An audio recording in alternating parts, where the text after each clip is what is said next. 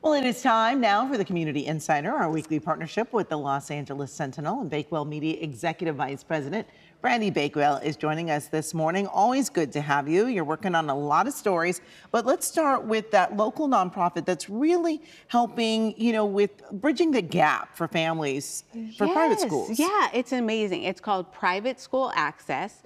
It's a nonprofit, and it partners with local independent high schools, and it places these underrepresented students of color usually, in the private school system.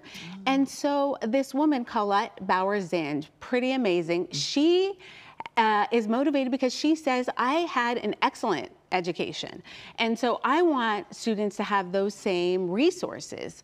So she partners with about 50 to 55 families a year and she has a 98% success rate, Amy, at placing students in private schools in the Los Angeles area.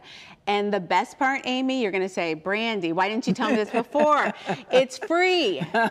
You know we love free. We love free. I know. Yeah. We often say you buried the lead. Yes, yeah. So if you go to the Sentinel website, read about this amazing nonprofit and look up and see about getting your child involved, enrolled, and potentially placed in an awesome private school. Yeah, a lot of times families don't think that they can afford it, but there are opportunities for everyone. There are opportunities like this, like private school access. Perfect. All right, next you have a local professor that has a new book that examines how racist policies really undermine Black home ownership in America. So it's Professor Bernadette Ataheni, and she is a USC law professor and scholar, and she examines how illegally inflated property taxes disproportionately impact Black homeowners, and then thus results in higher foreclosure rates. So in this book, Plundered, specifically she is looking at an Italian family and a Black family in Detroit and their quest to buy property, and then how they attempt to hold on to that property and maintain generational wealth, but how race plays a role when you look at these two families and who ends up with that generational wealth and who doesn't. So teaser, you got to go to the Sentinel website, read about some tips that Professor Ataheni gives you regarding how you can check and see, hey, am I paying property taxes that are too high?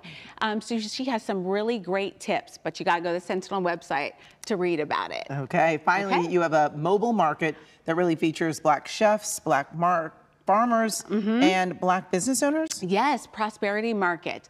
So they have this really cool thing they do every August. It's called the Black Business Scavenger Hunt.